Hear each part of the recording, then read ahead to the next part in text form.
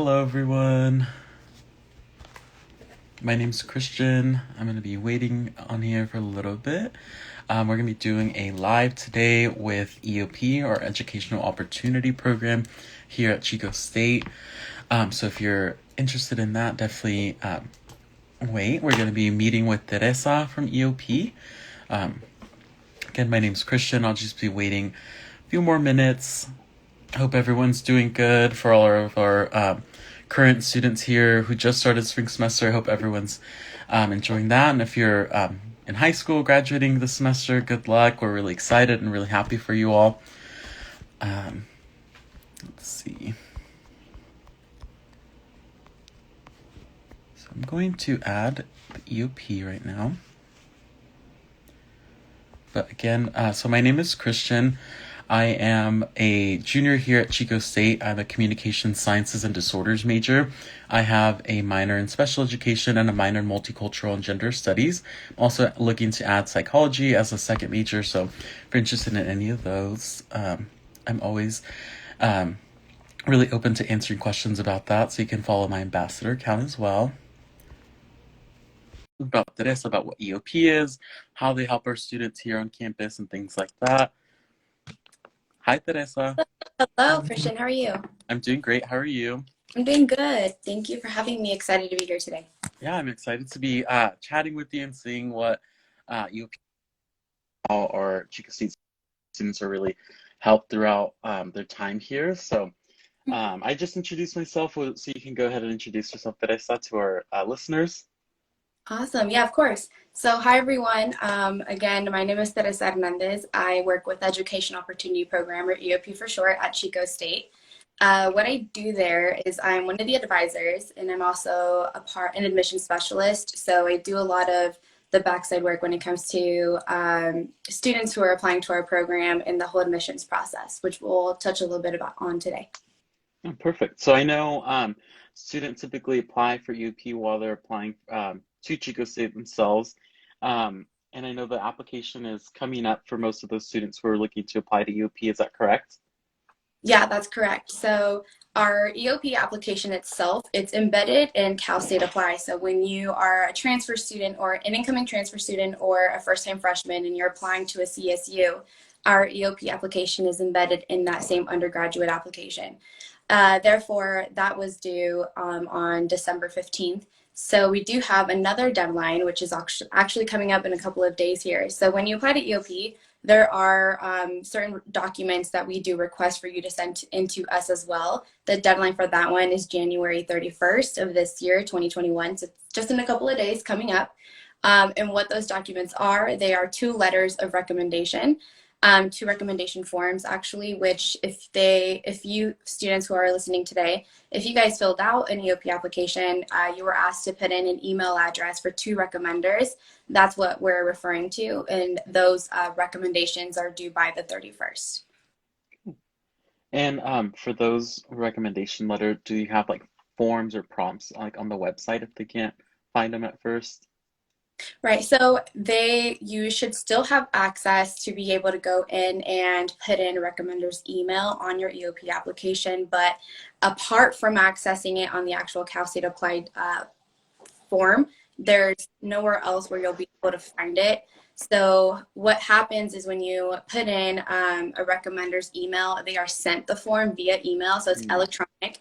And you can give them a heads up and let them know that they should have received it via email, and they'll get the link. They can fill out the link on all the information. So there's a couple of prompts, questions about the student themselves that they will answer, and then they will submit that over.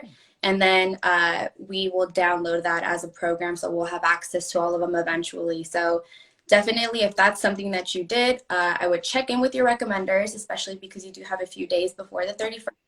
Make sure your recommenders got the email for the forms to be sent in, especially because if you asked a teacher or one of your mentors or a coach or your employer, a bunch of things can happen in one day. So you want to make sure it doesn't get lost in their pile of responsibilities, and if you have it on the forefront of their mind, to be able to turn that in so you can have an opportunity to be a part of our program. And besides the two recommendation letters, are there any other required documents for students that they should be aware of for January 31st?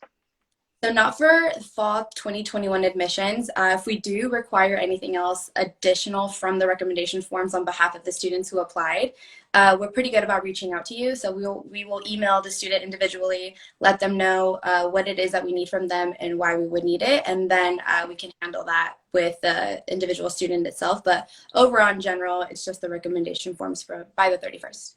Okay, perfect.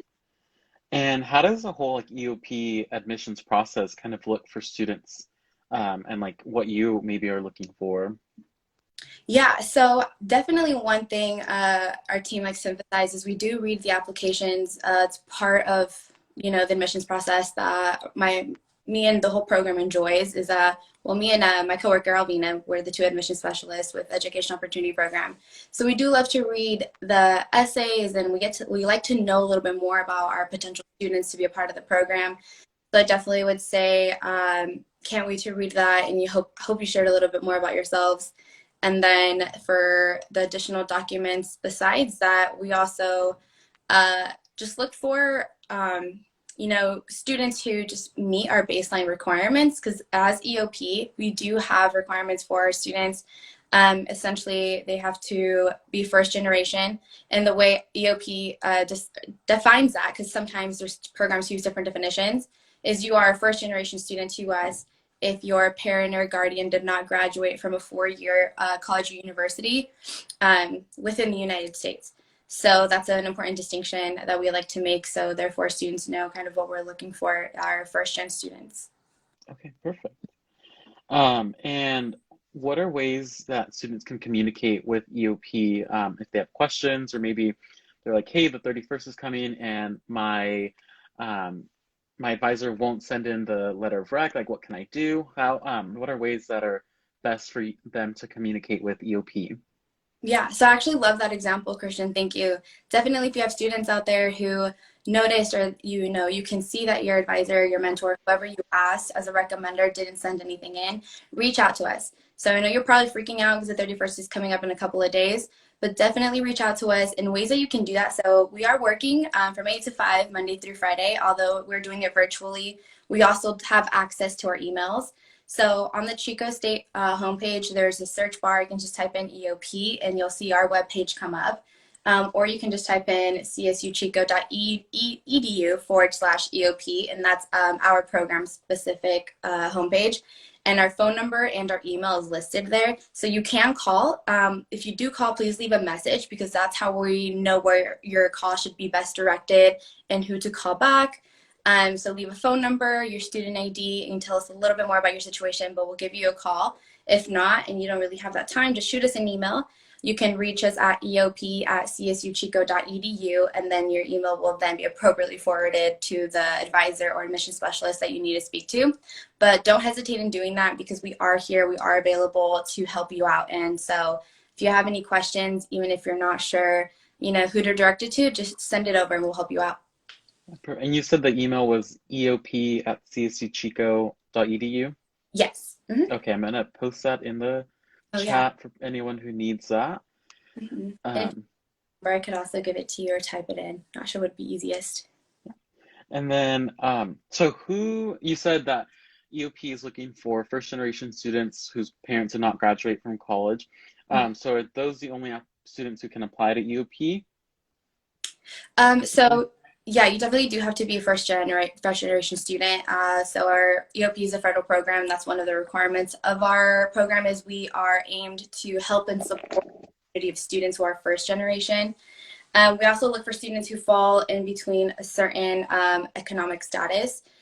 So there is a chart on Cal State Apply on our website as well, but it's also on the overall website, Cal State Apply, under the EOP subheader, to look at, see what income it is that we're looking for, depending on your family size, because it gets a little bit complicated, because we do compare it to the amount of people in your family and how much you will make.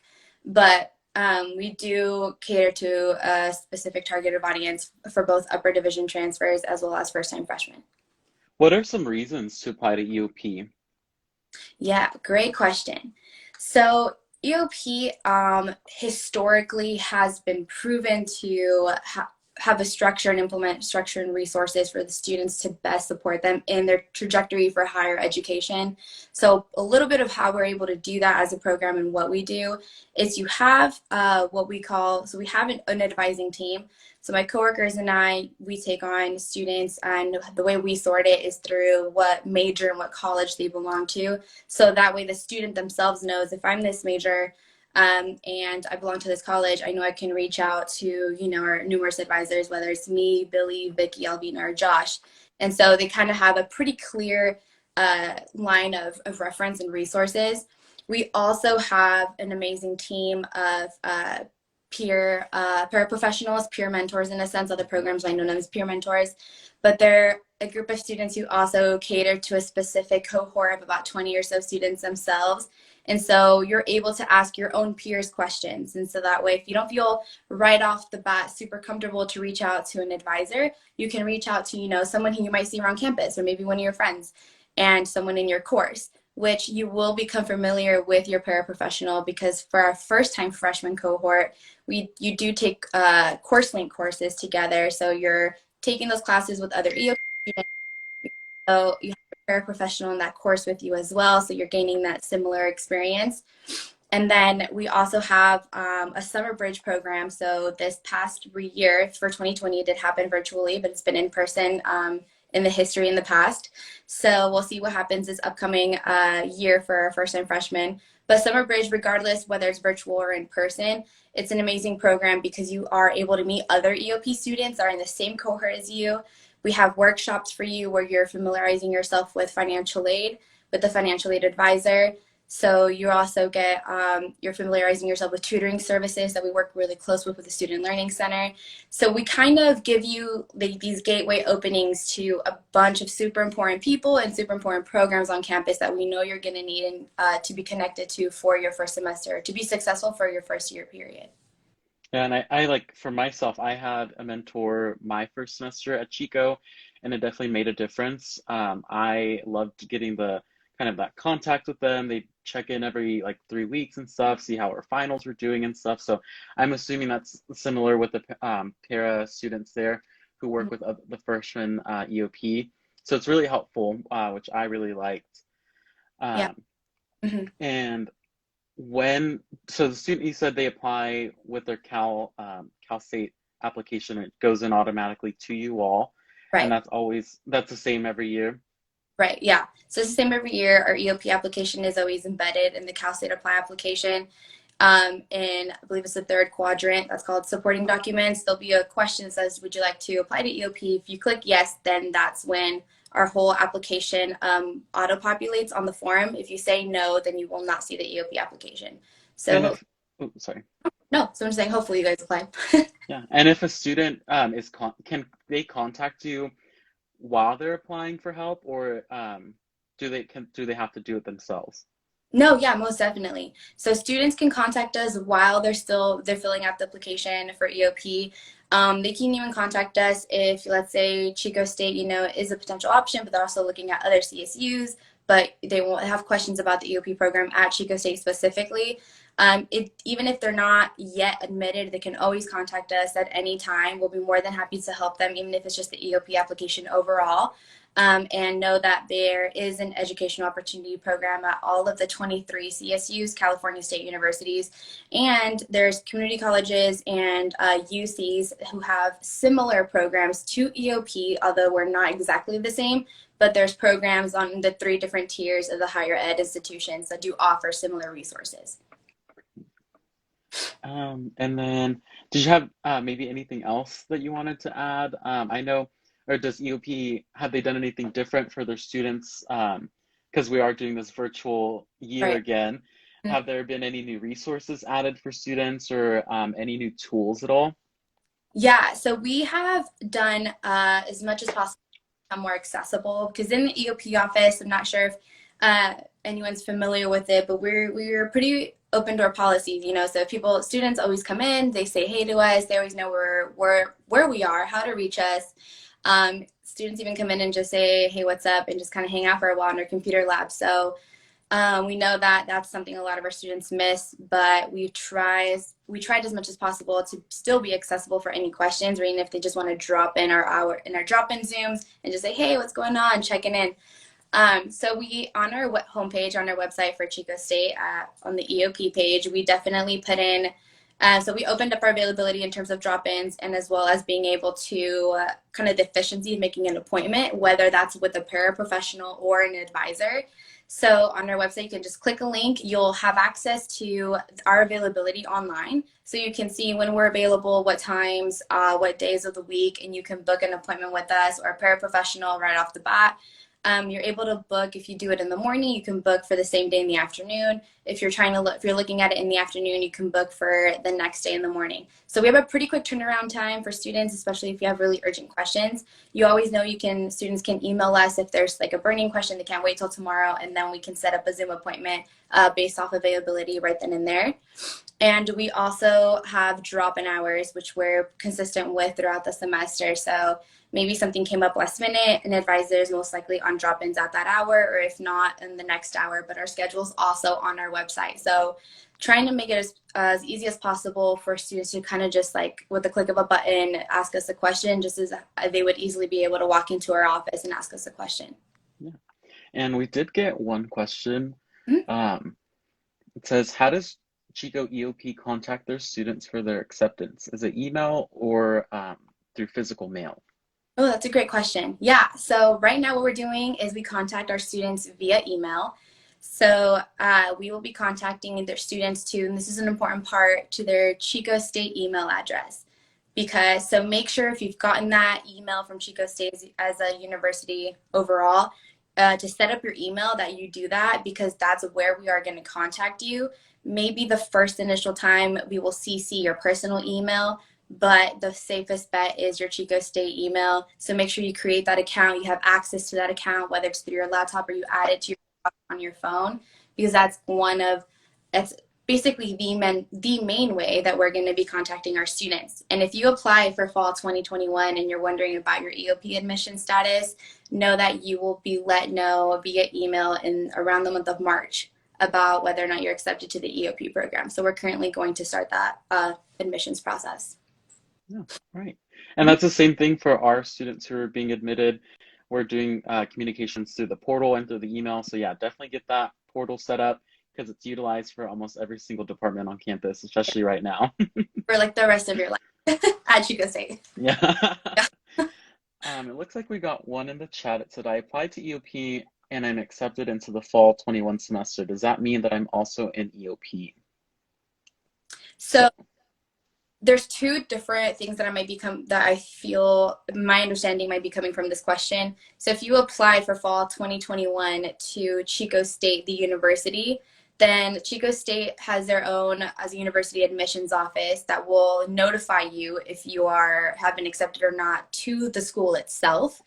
EOP admissions at Chico State will then also notify you if you've been accepted to the EOP program specifically. So if you did apply to EOP and Chico State, you can potentially get two different admissions emails, and we are pretty specific about who's reaching out to you and what you're being accepted to. So one, you could potentially receive one from, you've been admitted, congratulations to Chico State University.